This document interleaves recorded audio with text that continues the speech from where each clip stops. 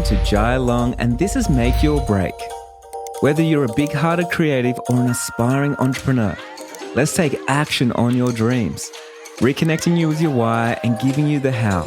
I'm here to dish out actionable mindset tips and fun industry secrets to help you blow up your biz. From eye-opening reality checks to motivational gold, no two episodes are ever the same. So tune in weekly, skip the FOMO, and let's dive into the deep together. Hey, Make Your Breakers, welcome back. You're listening to Jai Long. I appreciate you being here. Hey, today I'm actually talking to a musician. His name is Billy Otto. He does a lot of amazing stuff. He tours with some really cool and big bands, and he also creates his own music as well. So recently I had a good discussion with him about how he went overseas, reinvented himself from where he used to be, which is a pretty wild story. I'm not going to give it all away right now. And him experiencing new things for the first time and then reinventing himself and being comfortable inside of his own skin. Now, I think today's episode is really important for us because a lot of the times as creative entrepreneurs, we have this identity that we make up and create for ourselves. And sometimes it can be hard to lose that identity and let it go, to step into that new version of ourselves and how we can sort of push forward and hit new boundaries and everything else. Now, I think Billy is just an amazing person. He's such an extrovert. He loves to get up in everyone's grill, show himself off as the true version of himself. He doesn't hold back. He brings so much happiness, so much light. And you'll see just from this conversation, just how much energy that he does have. And he's also such a talented musician, and I think you're going to get a lot from this. Now, just a quick warning, there is a few swear words in this, so if you've got kiddies in the car and you don't really want them to hear all of those words, then just circle back around when you got it in your ear pods and you're by yourself. Big thank you for listening to the show. Don't forget, every single month I'm giving away a free one-on-one mentoring session. So if you're a creative entrepreneur out there and maybe you're a musician, you're an artist, you're a photographer, you're a designer, you're a videographer, like whatever it is that you do, I would love to do a one-on-one with you and help you take your business to another level and sort of pull back the curtains, see where the problems are, where the blocks are, and how we can help you become the best version of yourself. All you have to do to win that is leave me a review on this podcast. You can do that on the Apple Podcast app. You can also do it on Spotify now. Scroll down. There's a link underneath in the notes of this show, and you'll be able to follow the prompts. Leave that review. I appreciate you so much. Let's get into today's episode.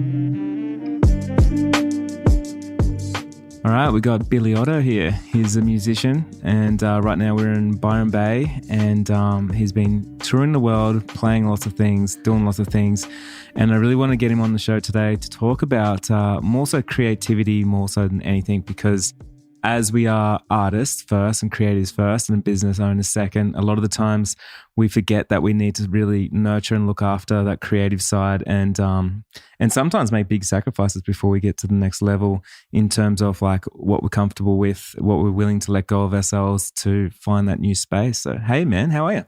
Jai, it's so good to be here, bro. Beautiful house. You ready to jam it?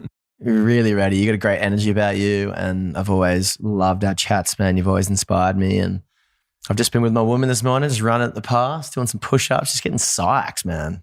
It's so good. Talking about creativity and creative flow, like I've found for me, routine is so important. Yeah. It's currency for me. I love getting up early. You know, it's funny because like as a musician, a lot of people think you wouldn't get up early. So tell me about it. If I could really have it my way, I'd go to bed before 10, wake up at 6, meditate for half an hour, intermittent fast till 12, go for a run or push weights or surf in the morning, drink coffee, journal, set some intentions, and then I get into my flow of making art. Yeah, right. So why do you think routine's important for you? Like, why is it important for you? I think it's partly because my mind is such a matrix. Like, I am a really sensitive, melancholic songwriter. I absorb a lot of energy. I'm an empath. I feel a lot. Yeah, I'm hypersensitive. And so if people love hanging out with me and jamming and stuff, but like if people could really see my mind, it is like, it can be chaos. Mm. And I know my ability to be able to spiral if I think about someone's criticism of me or something. I used to be so sensitive to those things. I just realized that I need to create beautiful, spiritual, energetic boundaries in my life, in my day, in my process, so that I can stay in lightness and enjoy, because I just can't really write and create music and art when I'm living in despair. Yeah. So do you think it's more so for your mental health more than structure? It's for both. It's for like my creative flow and for my mental health. I think they're really married. And so for me, having that flow of like routine really creates like an awesome space and spaciousness for me to go like, cool, I feel light again. I feel childlike. Okay, I can create.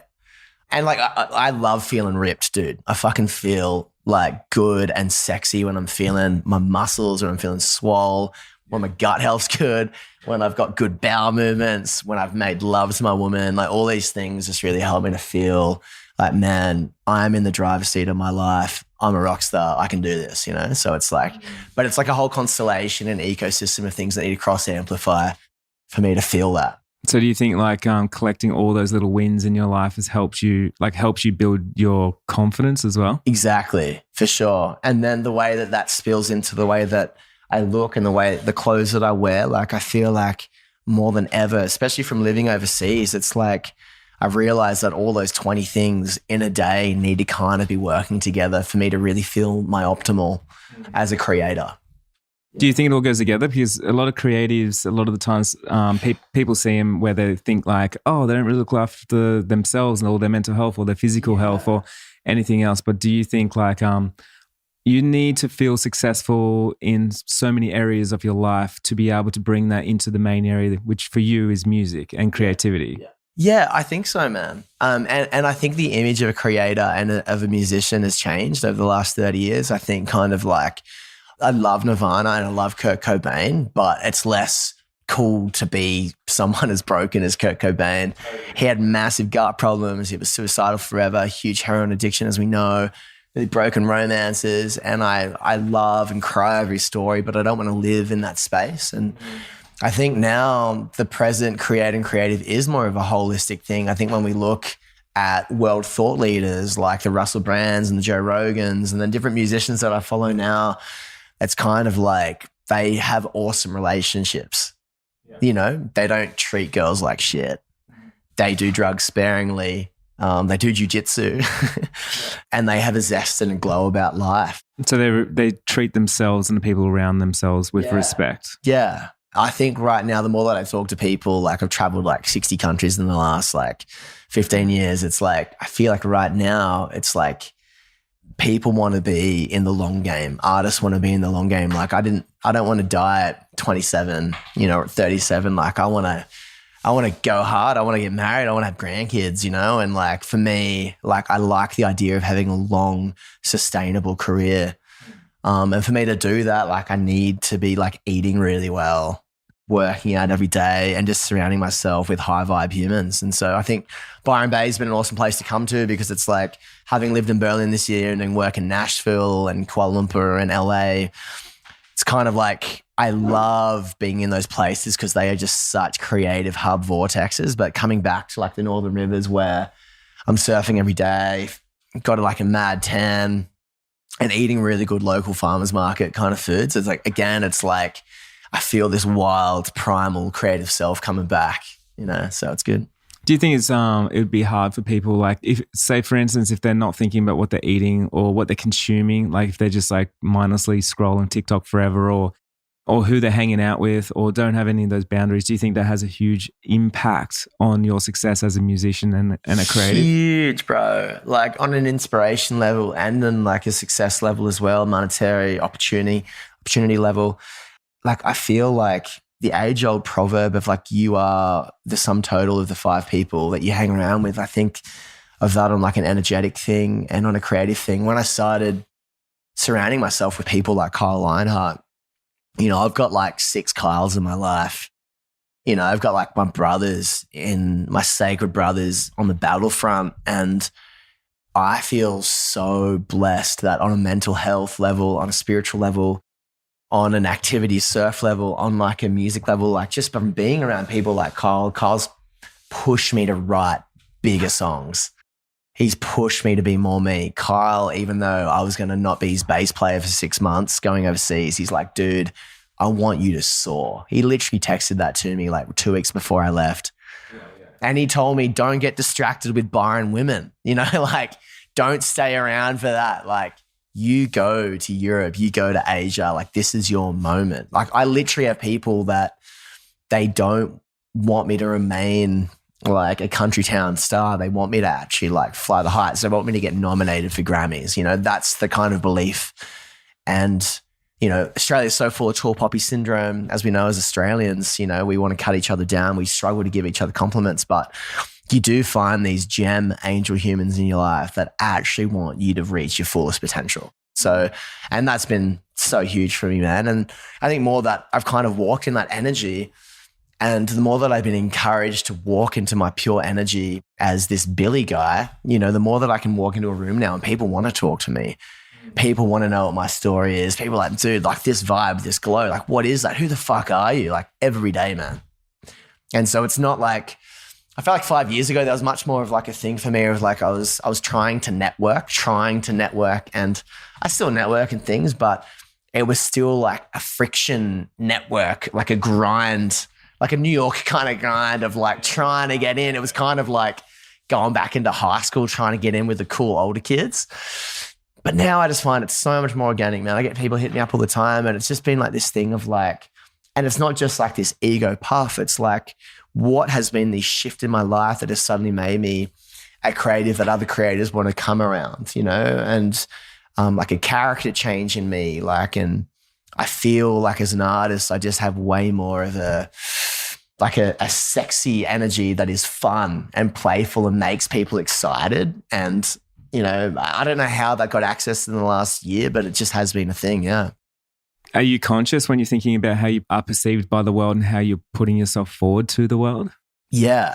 And how you make people feel? And I think partly to do with that was because I came from being a full-on like Ned Flanders Christian pastor, where I think when I was a pastor, like working in the church world, I was very conscious about the messaging that I was putting out and how I was interacting with my congregation. I was getting flown around as like a youth pastor speaking at all these summer camps.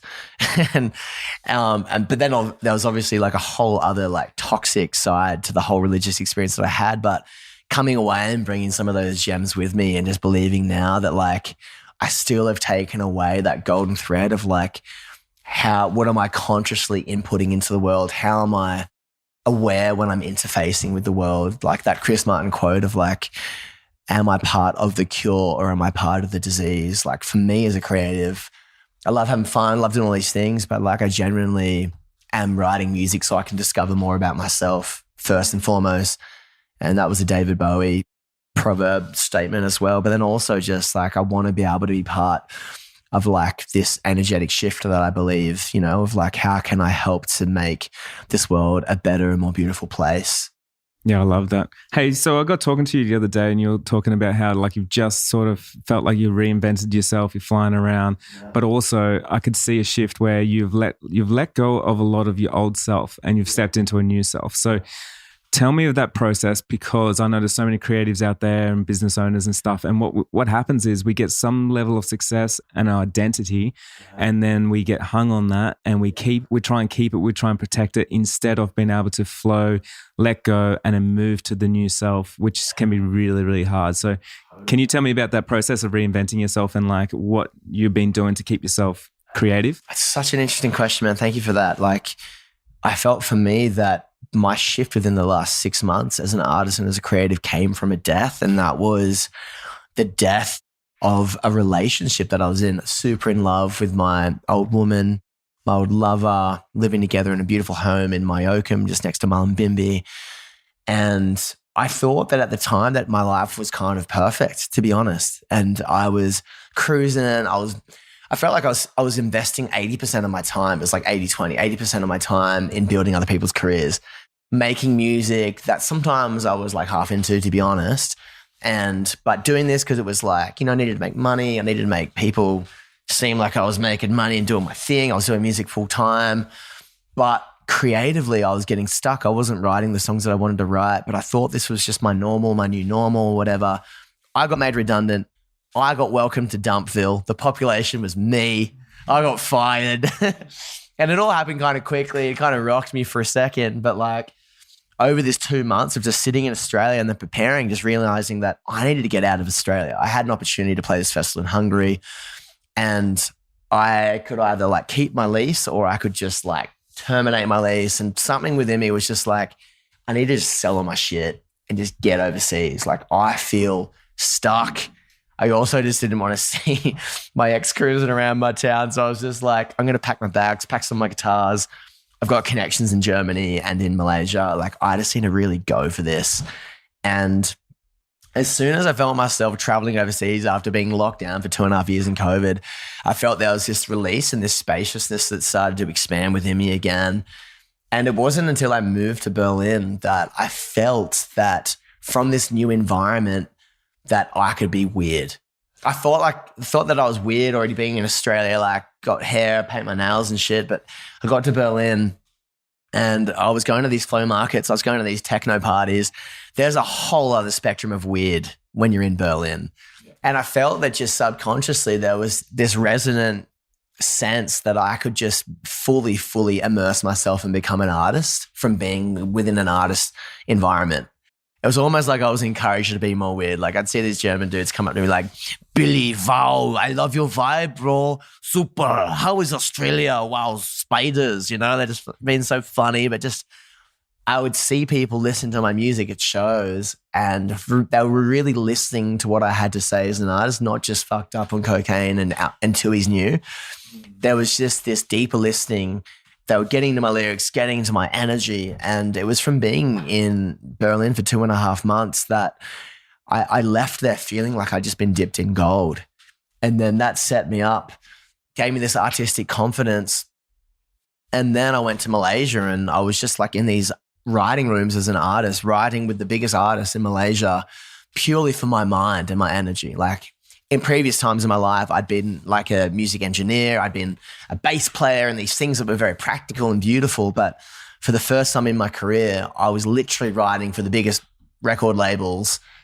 I wrote a song for Neo, you know, I wrote all these tracks, R&B, soul, pop in these rooms purely for my mind and my energy. And I just really felt like, man, something was accessed from being overseas that helped me to break through these blocks and these beliefs about myself that were kind of keeping me small. Like for some reason, it was almost like as a man, my artistic balls had been cut off for a while and suddenly I got them back and I felt this re-imbued confidence in my core about no, like I am in the driver's seat of my life. Like I've got the tools and the intuition that I have is really, really strong. And it kind of took me just from being out of my countryside kind of background of being in Australia and country town mentality, being over there, like I suddenly just felt like I had superpowers. Yeah, it was like the environmental change you needed so you can like see things from a new perspective. Yeah, exactly, man. And I always say that to people. It's like you got to, like nothing's ever happening in your lounge room. You got to get out of your house. You got to go and explore the world, see something new. And if you're feeling stuck, the first thing you got to do is change something. Yeah, and for sure. And if you feel like in your relationship or out of your friends that you always kind of feel cringe around them, I think that's also a red flag. It's kind of like if you're checking in with your people, is this cool? Can I wear this? Should I post that? Is this song? Like I feel like they're like some red flags, some indicatives of like, man, something's got to change. So do you think that's a red flag from what you're thinking they care, or is it a red flag for yourself? Because why do you care yourself? Yeah, exactly. You know what I mean? Because obviously the people around us mirrors anyway. We're projecting out 100%. So we can see red flags within ourselves, and if we are caring that much about what we're posting, what we're creating, what we're putting out to the world, then maybe we need to change something there. I'm literally in a place now, man, from coming back. I've been home for a week and I'm like, I write a song now and I'm like, that's fucking sick. And I just know.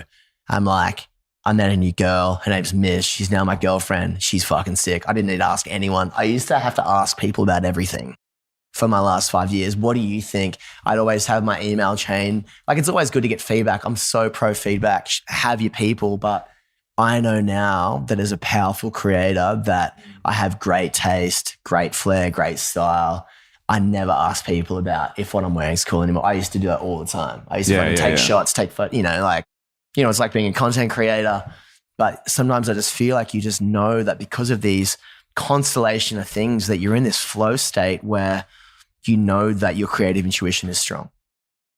You know, like the most successful creative people that I've ever met, they always are ruthless with their own decisions and their direction. So, I mean, actually not even just creative people, but just the most successful people. Like, for instance, and I've told this story a few times, but I watched this interview with Elon Musk, right? And so this interviewer actually jumped in and wanted to ask him about Mars. And then so he asked all these questions. And then whilst he was sitting there, and I don't know if anyone noticed this, but he started describing Mars, but he was looking off in the distance and I could see he was imagining it, but he was imagining it as if it was completely there and it was already real, it was already happening. And the guy's looking at him like he's a little bit crazy. But I was looking at him going like, man, so he's got complete conviction around his idea, doesn't care if someone else thinks he's crazy, and he's going to make it happen because he's got that conviction. And so often what we do is we put an idea out to the world and then we think, it's crazy, it's stupid, I don't know if it's a good idea, I won't tell anyone, my goal's too big, it's unrealistic, you know, I'll keep it to myself. And then what happens is you never do anything amazing because you've doubted yourself so much and got so much input from other people that don't have the same dreams for your life than what you have. Yeah, dude.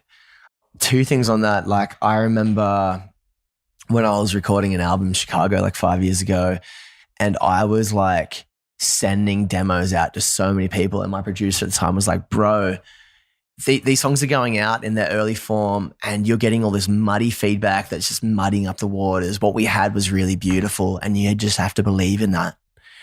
And that was the moment I was like, oh, you think so? Oh, like I was so insecure about my direction, like what I should look like, you know, how I should be at such a crossroads. What you're saying about Elon Musk, I was just thinking like in a biblical sense, like the Bible called them oracles or prophets or seers, like these beings that could see. And I think that's what creators are. Like I think they are seers, they're oracles that can see and visualize a future and a present that not everyone else can see. I think that's one of the things that makes creatives so successful because they literally have the ability to like create their own reality, but also see it before it's even true. Yeah. Dude, I can even see when I'm talking to you, Jai, that I've said something that triggered something and you're starting to create a world in your mind. Yeah, totally. Always. And you start to go like, you kind of tilt your head a little. Yeah. I do exactly the same thing, but I love it because the resonant energy is building something within. You're like, fuck. I love that idea that like no one can destroy the worlds you create in your mind. Like you could be put in a prison and there's just this like you're fusing, this musing. Man. Well, even coming back to that then, it's like, and you can see my brain sort of ticking away, right? So one thing that I do know is like you have these neural paths that you can keep creating new ones. And so what I always say is I'm wrong until I'm proven. I'm always wrong, but you could prove me right, or I'm trying to prove myself wrong. And if you come into any kind of conversation like this, so if we're having a debate, but then I'm trying to validate the reason why I'm right because I know I'm wrong, you look at things so differently and you grow new paths because what happens is instead of just having a feedback loop of yourself going like, I'm right, I'm smart, I'm this and that, you come to something like this where you hear something new and it pricks your imagination because you're like, that's a new way. And that's possibly better than what I thought before.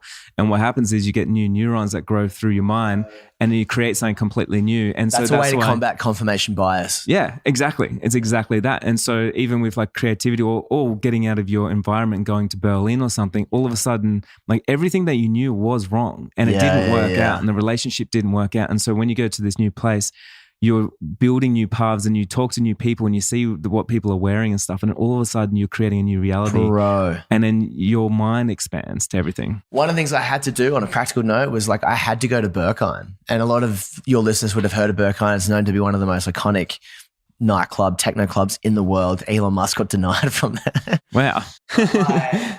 Even waiting outside at 2:00 in the afternoon, we waited for like 2 hours to get in. I was wearing this like man skirt, had some makeup. I was fully going like Matrix vibe. So many people get denied. We somehow got in. I don't know how. I was with a Berliner girl and we got in. As soon as we checked in our coats, we walked upstairs and the main warehouse floor looked like it was like we were walking into hell, man, especially coming from my Christian conditioning. But I knew that I had to be there. So it was so different to how you grew up. It was so different. So it's a whole new world. You know, people, it was a bit BDSM. It was fucking dark, gothic, industrial techno. Like 155 BPM, just like, and I was like this. I was completely sober at the time, went upstairs to the other bar as well, but came back down. It took me like a good hour and a half to realize the beauty that was in that room, because I'd never seen that world as beauty. I'm a singer-songwriter. I come away from listening to John Denver growing up. You know, I come from the church world. I come from sunny Australia. Dark, dreary, industrial, techno house. People wearing spikes. People wearing dog masks. Like, I'm like, this is so like grotesque to me. But then when I was able to surrender and just hold out my hands and lose myself in that 4 on the floor, I began to see that it was art, that it was like I had to walk through hell to experience a taste of heaven. And my heart, so it was one of the best days of my life, man. I walked away feeling lighter because I'd actually seen, like, I challenged my programming and my conditioning to see beauty in that space. And and that was important for me. Well, it is important. You walk into that space, it's like you could be judging straight away because based off what you think's right, and you know, maybe even Christian. You're talking about like you got faith in the background, like that's all right, correct. But then if you're trying to prove yourself wrong, you walk into here and it's like, why isn't this right though? Yeah, you know what I mean. So it's like, but why? Like everyone looks happy, and so you start thinking completely different, and it probably impacts your creativity and what you're doing. Oh, dude, everywhere I've gone, like I've been challenged in these spots. I remember I was making an album for someone in Copenhagen like 10 years ago, and there was this pop producer, like Scandinavians are so good at writing pop music. And I was at this event and this guy's just like, I was introduced to this other producer and he's like, yeah, man, I've been like listening to so much Justin Bieber lately. And I'm like, what? Dude, I'm an indie rock guy. And he's like, dude, billions of people in the world like Justin Bieber and I can too. And he just fucking just convicted me. He's just like, just challenged me with these beautiful Scandinavian eyes, just pressed me of just like what I was told was cool because I grew up in Newcastle, drums, bass, guitar, screaming vocals. Every week now, bro, I've set a challenge for this year since being in Nashville to like listen to new albums every week, again, to create new neural pathways, because I know that within my own confirmation in my brain, that my dopamine loves particular playlists, loves particular songs. I get that fucking orgasmic feeling. Oh yeah, nostalgia. I'm sentimental about that. Yeah, I've got my guys that I go to, whatever. But it's been incredible that I listen to like probably 2 albums a week that I focus on. And I always do like three days a week. I'll come away with 3 really strong ideas. I'll get my voice memo out and I just know that I'm back in the flow. That's awesome. What that's rebirthing, regenerating in me, just this constant flow. Like I don't want to be a reservoir. Like I want to be a river that's constantly flowing. Like it's just channeling. No one writes their own songs. No one creates their own piece of art. It's all channeling, I believe. Yeah, you're bringing everything, you're curating basically. Curating, yeah. You're bringing everything together that you love and then making it into a new thing. Yeah. And so like I literally on that note, like I've in the last 2 weeks, I've created trap music for the first time and it's really good. Like it's very Post Maloney. And as soon as I start, for example, writing with a beat that is something that I haven't done before, like the melodies get different, they shift. And so creating different foundations and bedrocks, constantly challenging my program has been a huge hack for me. You know, I always think about like you were talking about how long your career can last and stuff, and you've got to look around at some of the other amazing musicians that have done it for a long time and reinvented themselves. And I think about this all the time. And so some bands that really stick out for me, like one is Radiohead, because you listen to like their first album and then their first hits, and then you listen to their last album, their last hits. They've been on 20 years, probably plus. Yeah. But then every album is actually been reinvented. And what I've always respected was, even though they were so successful from their first album, they didn't try and milk that success and repeat the same success by creating the same music. And they've always pushed it. And even though like they'll get new fans, they'll drop their old fans, like whatever it is. In my mind, like Tom York has always done it based off what he believes, what he wants to create. And because of that reason, like they're still around producing music. And every time I hear it, I'm like, that's in front of the curb every time, every single album. Yeah, right. So I find that real fascinating how like some people can get really stuck in their one genre or creating one thing, one album, one style, you know, 3 chords, whatever it is, verse and whatever you're doing. And in photography, same presets, same sunset shoots. Exactly. Same, yeah. In everything that we do, right? another one even is like, this one actually blew my mind was Eminem. So one thing that blew my mind, which is amazing. So think about this. He created 3 albums when he first started, but under 3 different names for himself and 3 different personas and his 3 different personalities.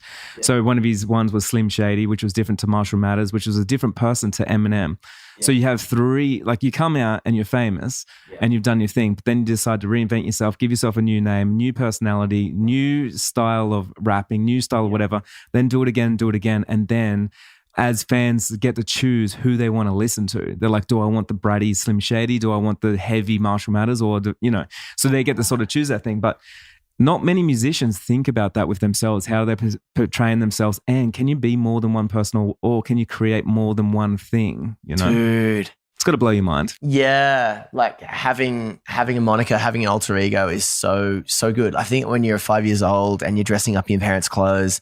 Or a superhero. You're constantly a superhero, or you're like someone you saw in Seinfeld or Rugrats. You're just kind of like playing in these characters. Like when I see my nieces and nephews, they're pretending they're on the phone, talking to a secretary. They're just like, they're so in this thing of just like trying new character archetypes, these different archetypes. And I feel like that's such a refreshing thing to do. Like the other day when I was my last day in LA, my old manager from Brazil wanted to do this shoot with this photographer and this stylist. And I fully was rigged up in this crazy Gucci outfit. And I had a crazy, like almost like a Joker face, very Heath Ledger vibes, and this crop top thing. And the shoot was fucking sick. Because again, I was so far removed from things that I would generally wear. Like I was wearing a man skirt. I was doing these things. I was just so pushed. But just the edge of like being dipped in a situation that is far from your natural habitat is like the healthiest thing. But yeah, I think if I had more time and more finance, I'd probably come in the future where I could just try different alter egos like Eminem. I'd fully do that. Like, I think it's always just a dream to be able to try these different projects. Yeah. And just, because again, you can fully just give yourself permission to manifest the art in a completely different vein. Well, even on a local scale, like Angus Stone is like, he's got Angus Stone, Angus and Julia Stone, and Dope Lemon, like so different. Yeah. But then also everyone vibes with all of it, so I love that. And Michael Jackson's reinvented himself so many times. Yeah, guys like George Michael. There's a whole bunch of artists I could list that weren't afraid to up the ante, to really push the envelope and saying like, this is where we're going, fans, come with us if you want. It was more about following the muse than it was pleasing a crowd. Oh, totally. You can sense that. Yeah. That's the thing. Someone like Tom York, dude, he's mid-50s and he's making electronic music. I know. Electronic music is for 18-year-old Ableton Live bedroom producers, but he's just constantly pushing the boundaries. Yeah, I know. And it makes no sense. Do you think for you, like, just going back through this like whole journey and everything, you're feeling really inspired and you want to get out there and start creating new stuff? Yeah. Stuff for yourself, and you're feeling more obsessed and more focused? So obsessed. I love the word that you said before, ruthless. Ruthless, yeah. I love the idea of being ruthless as a creative, being relentless. The picture that I had in my mind before I left to go to Berlin was like, I'm like a great white shark going in for the kill. That shark, like eyes rolled back, chasing the seal. Yeah. Brutal, Nat Geo imagery. But like, for me, it's like when I'm working with artists now, I'm doing it less than what I used to because I want to like focus on the Billy project and it's working for me. I'm walking on water, but like I've noticed that hunger is like 50%. Yeah, you need it at 100%. Oh, bro, some girls that I've tried to work with, like in Asian stuff, they got like an amazing body, like millions of TikTok followers. They got everything going, but they're just not hungry, man. Like the relentless energy isn't there and they're not showing up on time. You're the one, you need it. Hey, so, I think, so our backgrounds are very different, but one background thing that I had was I was always made to feel guilty for being obsessed. So think about when you're a kid, right? So people are like, stop being obsessed, stop doing that. Why do you do this over and over? You're not, and so you hear yes, you hear no's just forever. And then growing up, it's the same thing. Like my sister would always say, like, you're a workaholic, you're obsessed. Why do you continue to do things? Why have you got another podcast? Why do you do this? And everyone's always questioning me. And then it wasn't until like maybe like 3 or 4 years ago when I was like listening to some mentors and a few other people, and I heard someone say like, the only people that we ever talk about are those that are obsessed, and the only person that you need to be is obsessed, because if you're not obsessed, then you're average. And I remember like when I like heard that, it gave me the permission, kind of like what you got when you were overseas. But I was like, holy shit, my whole world crumbled because what I believed was true, where being obsessed is a bad thing, all of a sudden it changed in my mind, and I realized being obsessed is the only thing. And then so all of a sudden, tingles. I know, all of a sudden, like everything that I do, I'm like, man, I'm fully obsessed. Yeah, I am obsessed, 100%. Yeah. Yeah. And I think especially being in Australia, it's way harder than if you're American. Yeah. American, totally. the obsessive Silicon Valley entrepreneur that lost everything is the cool guy that you want to sit down with. Because he's building, like that is the guy that fucking was obsessed about this idea and this product and this team, lost everything, built things back up. My brother has that. And I'm sitting around and people think he's crazy. And I love that. Yeah. You know what I mean? I've come to a place now, man, that like I see my tall poppy syndrome and I'm like, these ideas that I've taught myself and believed have kept me very sanitized, very sterilized, very limp. And I'm unabashed, like I'm unashamed about my froth and my zeal for life at the moment. And whether or not people want to come with me on that, that's okay. Like I literally just give it to the gods. But it's kind of like that insecurity, man, is fucking, it's trauma connected. It's all that kind of stuff. And it's things that you just got to see in yourself. But the more that I'm relentlessly myself, and that's where it begins, I think, is like being in your pure energy even before your craft. You know what I mean? Like it is this heart thing for me. Like the more that I've just seen things evolve and the more that I've just trusted and had faith, this obsessive faith that like I can step off the boat and like Peter in the Bible, I can walk on water and like the universe is going to walk. Like I'm not fighting with the universe anymore and trying to suppress myself. I think when you stop fighting with the universe, like life starts to work with you. You just kind of like, okay, like I'm really obsessed about my girlfriend. Like I'm really obsessed about looking good and fucking having a day. Well, hey, that's the thing I really want to touch on because so many people always say to me, it's like, well, I am obsessed about work. And then you do get those people and it's unhealthy, right? Because you get obsessed about one thing. But I always say it's like, no, that's not what I talk about when I'm talking about being obsessed. It's every aspect of your life. Bro. Yeah. So if you meet someone, they're obsessed over their friends and their relationships. They're obsessed over their partner and cooking good meals for them. They're obsessed over taking some time off. They're obsessed over their coffee. Over their coffee, literally. Yes, they're obsessed over the movies they watch. Oh my God, so those people can be so painful to hang out with, of course. Yeah. But at the same time, like to be truly feeling like good in your life and for it to flow everywhere, being obsessed with everything that you're doing, like what you're consuming, what you're eating. Exactly. We're actually looping this back to what we started with, but all those things, it literally will push you into a whole nother level. Dude, and people can feel that resonant passion. And it gets them I'll literally see a meal, bro, and I'll be fucking like, this is the most beautiful meal I've ever seen. I'm just kind of like, oh, for sure. But it's kind of like, I felt like in connection to mental health when I hated myself and when I was depressed and wanted to die, it was harder to be obsessed about things. It was harder to fully give my life in full conviction and full abandon for my craft. Because I didn't love myself. I didn't believe in myself. You know what I mean? Well, I guess that's why we talk about levels, right? Yeah. Because like if you're at that level, it takes a lot of work just to move up just a slightly bit where you can start like acknowledging yourself as being an amazing human. And then you work your way up to like it actually loving yourself and then being able to love the people around you, then being able to love the things that you do. And then that's why we always say it's like, let's get to another level because we're always somewhere where we need to self-improve on something, but as you do, everything compounds because you don't lose all the things that on the base rate. And then as you're moving up, you're just attaining like more self-awareness, more better mental health and things like that, which I think is awesome. 100%, bro. Yeah.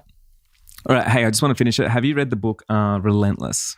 No, but that is our word. Yeah, so it's actually a really good book. I actually read that 2 years ago here over Christmas in Byron. So we were staying here for a week and then every morning I just went for walks along the beach. I think it goes for like 12 hours or something. So I just walked until I finished this thing. But it's by Michael Jordan's coach. So not actual coach as in like basketball coach, but more like life coach kind of guy. Yep. But really fascinating because he talks about like what makes someone relentless and that type of person and their traits and also their downfalls and everything else. Yeah. And then and sort of everyone else. And then so someone like Michael Jordan was the relentless thing that like pushed the whole Chicago Bulls to a whole nother level, made them worldwide iconic basically. Yeah. But hey, definitely worth listening to that. Yeah, and if anyone's out there listening and you want to get more into thinking about the concept and term of being relentless, the book Relentless on Audible is awesome. Bro, so keen. Love Audible, by the way. Yeah. Sick, man. Thanks for having us. Where can we find you? I know you got a podcast. Got a podcast called The Beginning of Us. Check it out. Whole bunch of episodes coming this year. Yeah, who do you interview? What is it about? A lot of bands, a lot of people in the environmental space. I've interviewed Dougie from the Temper Trap. I've interviewed Sean Doherty from Tracks Magazine. A bunch of people that are thought leaders, athletes, creatives. And I think we just really get into the heart space of what does it mean to come from a place of the inner child and to kind of lose programs and to live in pure energy. And so I'm super excited about that. I've got an album coming out in the next 6 months. I'm going to be touring overseas. I'm on tour at the moment. Sydney and Newcastle, if you're around. I'm doing some big free shows. They're going to be amazing with my full band. Going on tour with Kyle Lionheart. Big plug for brother Kyle. It's all happening. Yeah, come give us a cuddle. That starts in a week. But yeah, guys, Spotify, Apple Music, Deezer, Tidal, all my music's there. And I'm releasing music every month this year. Again, relentless. Epic. Yeah. Relentless. Epic. It's kind of like... That's what I like to hear. Again, coming to this place of like, oh yeah, but quality of quantity. I'm like, it's true, but it's also like quantity and quality need to almost be on the same. Yeah, man. I don't know what your thoughts are on that now, but I'm just kind of I'm all about quantity. I've literally, man, had songs that have been sitting in the vault for 4 years that are done, you know, and it's kind of like it's almost like a toxic obsession with perfection. And it's just kind of like... But perfection is just a mask such for like an illusion. Insecurity. Yeah. And so, yeah, I just want to encourage listeners out there to like finish things this year, you know? Publish things this year. Publish things. Yeah. And Jai, you really inspire me with that, man. You are relentless and ruthless about just getting things out there. Every time you ask me if I'm still doing my podcast, you know, keeping me accountable to, you know, my visions, dreams. It's awesome, man. You know, so yeah, bro, it's been an honor. I can't wait to listen. Thank you for being you. Thanks, bro. Thank you for showing up. Oh. Hey, Make Your Breakers. Want to streamline your Audible dose of inspiration, motivation, and creative biz insights with a custom playlist made just for you? Was that a yes, please?